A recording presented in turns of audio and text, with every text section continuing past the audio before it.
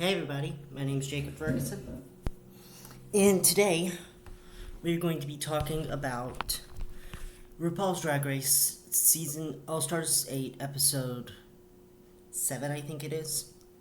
Also, say hi to my elephant. Anyway, so this week the girls were challenged to start an improv sketch called Forensic Queens, and category on the runway was Miss Fill in the Blank. Let's start with the winner and then go down to the let's start with what they were on the runway, starting with Jessica Wilde. Now Jessica played you're a drag. I'm a fox, you're a drag, so you're a drag. And she was a pageant queen that Lil Pound Cake, the whole premises was what happened to Lil Pound Cake. Lil Pound Cake was a season 5 doll that they made into a pageant queen. Most recently, she had been on All Stars season 2, in which Alaska revealed to her, which wasn't really a reveal, but I digress. And that was for the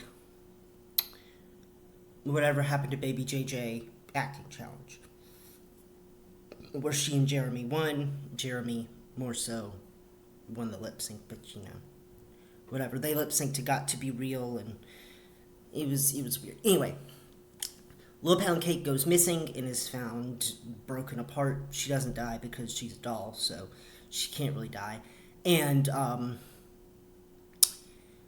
Jessica Wilde plays one of the contestants that Lil Pound Cake slept with her man, and that's the big point of contention. Really, her acting was very good. She made a lot of jokes about tacos and guacamole, because Lil Pound Cake's EBT card was found. She's like, oh no, that's her EBT card, and it's Taco Tuesday. She'd never leave without that, because guacamole was extra, which is relatable. I loved Jessica Wilde, and I think that she has been on a steady rise after Heidi quit, which we'll get into more about just the repercussions of Heidi quitting and what that has meant for this season. Because I think now more than ever it has been very apparent that the quality of this season isn't up to, say, All Star 6. Now let's look at her runway. It was Miss Sausage Party, and I didn't like it at first, but I think I've warmed up to it now. She looks good, and it's just sausages on a gown. So that's all well and good, but I think that she could have maybe come out as a pig. I don't know, and had sausages around her, or like made half pig, half sausages. I know for the vegans in the audience that's a little bit grotesque, but this is Drag Race. Be something other than gowns with sausages on it. It's gonna be a toot, as well as her acting challenge. That was also a toot. Next up, Kahana Mantris. Now, Kahana for me was in the top this week. She played I'm a Fox, and she was the self-absorbed pageant queen that was very, I don't like Lil Pound Cake. She's my biggest competition. Let's get her out. So she's basically the primary suspect throughout the entire thing until, the twist. So really, Kahana started out kind of a little bit dull, but then at the end, she really sold it to me. That was a very good challenge for her, and I think that she should have been in the top this week. I will disagree with the judges here and say that she should have been in the top. Her look, however, was not a winning one for me. It was Miss Tired Ass Showgirl. Obviously, a quote by defamed season 4 contestant S.N. I'm not going to say her name because she's abysmal and I don't like her. In which there was a lot of, Jeremy carry allusions to this episode. I mean, Jeremy lip sync against Lil Pound Cake, and now, you know, part of the quote that made that fight in season 4 so famous is, "At least I am a showgirl bitch, go back to Party City where you belong," which was also in the Showgirls skit that he and Roxy put on in All Stars 2. It just comes full circle. She comes out in this gorgeous, gorgeous outfit, and I love it. I love it. 1 minute. 1 minute. I'm good. Sorry, my tea was done. Ginger tea. Ginger. Anyway, she comes out in this beautiful outfit, but it's Miss Tired Ass Showgirl. I would have liked to have seen the exact same outfit, but maybe in pajama print. You know, something that would allude to the fact that she's tired. And I think that would have notched it up a little bit. But I loved Kahana this episode. It's a toot for both the acting and the runway. Next up, let's talk about La La Ree. Now, I don't remember the exact order in which they came out, so we're going to talk about La La Ree next. Okay, she played the security guard, and I think that she did an amazing job. My favorite part of the entire sketch was her driving the golf cart and hitting the slow little sign there. I loved it because I just thought, it would have been funnier if it was like a slow children at play. That. But it was so funny. It gave me very Lux on the golf cart with Connie in season 15, but also not at all because it's just La La Ree on a golf cart. I loved La La Ree so much in this, and I think that she did an amazing job. I don't think that Alexis Michelle would have had the exact same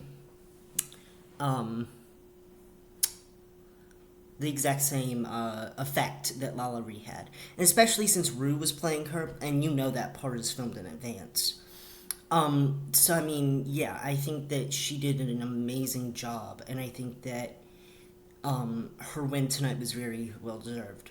Her runway, on the other hand, I think was a lot more about the joke than it was the look itself. I think the look was nice, but again, it really wasn't up to Drag Race standards. But I think in terms of bootlegger, she did an amazing job. I thought when I heard that she was going to be Miss Bootlegger from the annals of Reddit and stuff, and they were saying she's going to be Miss Bootlegger, I thought that she was going to be a bootlegger from the 1920s Prohibition era. And then she comes out in this, I'm like, oh, okay, that works too. I loved the Asia O'Hara DVD. And I think that she did an amazing job. The look gets a toot, even though I think that the overall outfit is a boot, it's still a toot for me. And she gets a toot for her challenge. Next up, Candy Muse. I like Candy. I do. I think that, though, she's getting the same edit that she got at the beginning of season 13, which I don't like. I think that, she had been mercilessly bullied off of social media during season 13, so for her to come back and then get mercilessly bullied again, not cool. She was the detective. And the thing about her was I don't really know where the detective was going. They said she's a nosy bitch. I'm like, that's cool and all, but is that it? And I think that was it. I think that she just was that,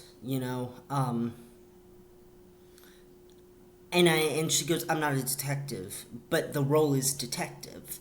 It didn't make any sense. And then her whole entire, the lollipop was more fantastical than she was in the sketch. I didn't like it. It's a boot for me. Her runway, on the other hand, I am going to give a toot.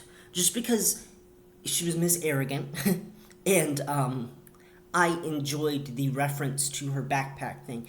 I think where it got lost in translation was the fact that it was fur instead of actual back. I think it would have been nice if she had done a backpack look, just a different backpack look, you know, like, so that way it made more sense. So that way Rue and her ever evolving brain could have gone, oh yeah, because there's a lot of stuff going on in there. This was like 2 years ago when they filmed this, so you know, a lot of stuff going on in there she needed to figure out. But I think that she did a good job on the runway. I agree with the judges that maybe to a person that hadn't seen season 13, that it may have been a little bit weird, but I think that, you know, if you have seen season 13, you'll like the reference. A minute. Yes, I'm drinking out of an Eeyore mug. Will I be explaining it further? Maybe. So she gets a toot for the runway, a boot for the actual challenge. Let's talk about Alexis Michelle. So she played the DA, a part that she did not want, but she came into. Was it funny? Was it memorable? Was it something that, you know, she could have made funny? I think that the detective and the DA's roles were a little bit subdued. And I think that if she wanted to play the DA bigger, she would have had to come up with something just off the wall. And I don't really think that it would have fit with the sketch. That's the problem. Not all roles are written equally. In fact, when Alexis came up, I'm like, my brother looked at me and said, I forgot that she was even in the race anymore. That's how unmemorable it was. I think the funniest thing that she did was have toilet paper stuck to her shoe. I think it would have been nice if she had come in and just gone, what am I doing? Like, I think that if she was going to play a DA, she could have gone, I'm so unprepared for this case. I don't know what's going on. Or like when Candy Muse asked for like witnesses and stuff, just go, what's a witness? And go, yeah, I got my law degree online and blah, blah, blah, and then show like a fake law degree. You know, I think that that would have been a lot funnier than what she did, which was just play a woman vaguely from New York, maybe Jewish, maybe a lawyer. I don't know. It just wasn't funny. And tonight on the runway, disgusting. I'm sorry, Miss Manpig. Like, I get it. It's a part of culture. It's part of gay culture. It's part of culture in general. I don't like it. It's a boot. I'm sorry. I'm even one of those people that doesn't really mind, you know, fetish and like bondage and stuff like that. Like, do that if you want to. I don't care. I'm not a Mary Sue when it comes to that. But like, it just was gross for me, and it didn't really match. Like the red and the P, it just wasn't good. It's a boot for me tonight. She gets a boot for both. Last but not least, Jimbo. Let's talk about it. So she played the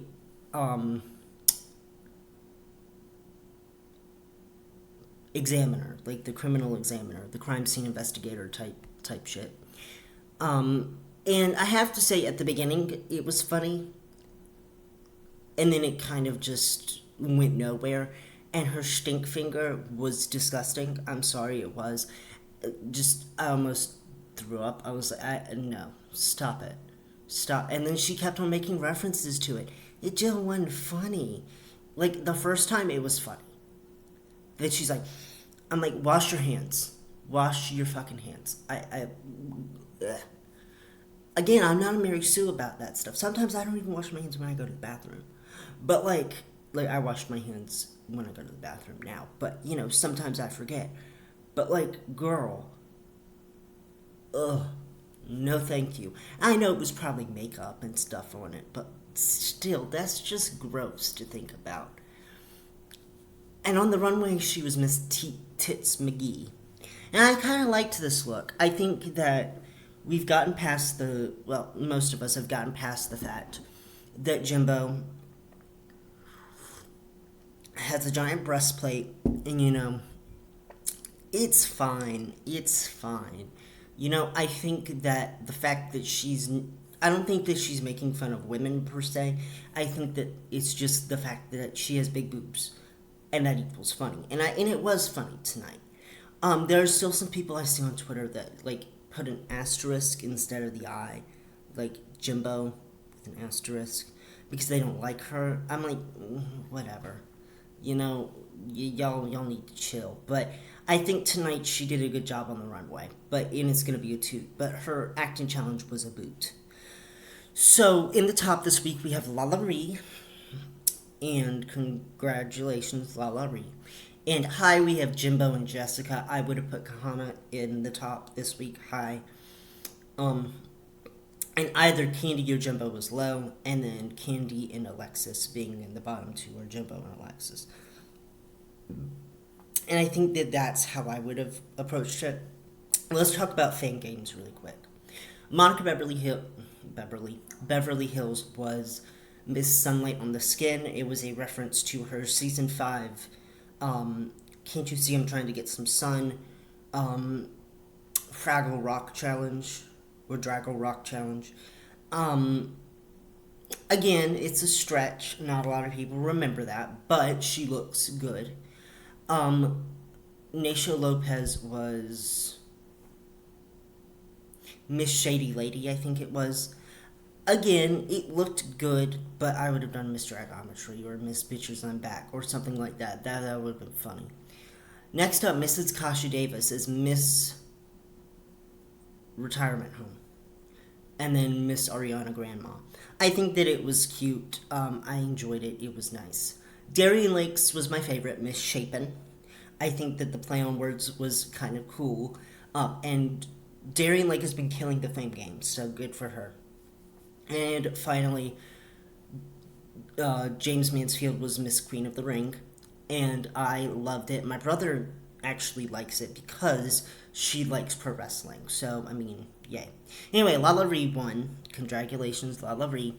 And she has to lip sync against Georges. I was like, oh no, Georges. And then they revealed the lip sync song, and I'm like, okay, Lala Ree's got this. So Lala Ree won and eliminated Kahana Mantris. The lip sync song, which is why I've been saving the reveal of the lip sync song, was About Damn Time by Lizzo. I think that this is a perfect time to say that TikTok has really expanded the knowledge of songs.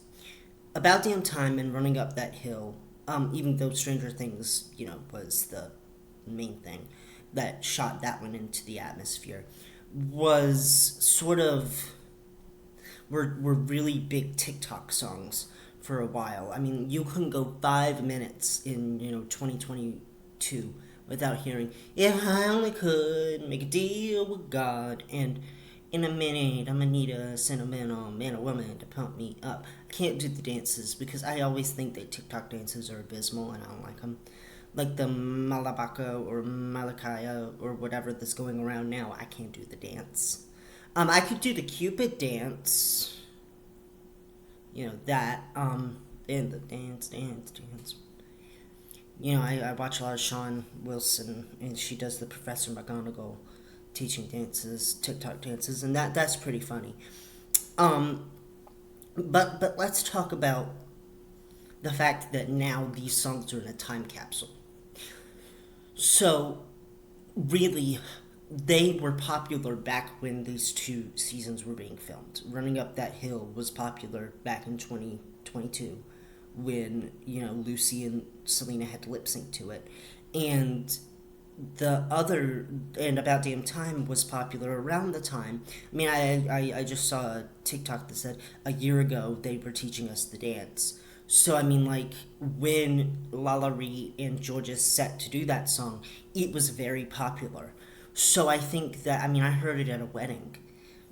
Multiple times at a wedding. And it was like, okay, whatever. But I think that this was a good song for Lala Ree. Georges, you could tell, was high out of her mind. In fact, I think that she made a tweet about it. I'm not quite sure. Anyway, Lalaurie won and eliminated Kahana, which I think was the correct choice between the two of them. That being said, I don't think that Kahana did that bad. Next week it seems to be a design challenge, so yay for them. Anyway, I have been Jacob Ferguson. I will see you guys around. Bye bye.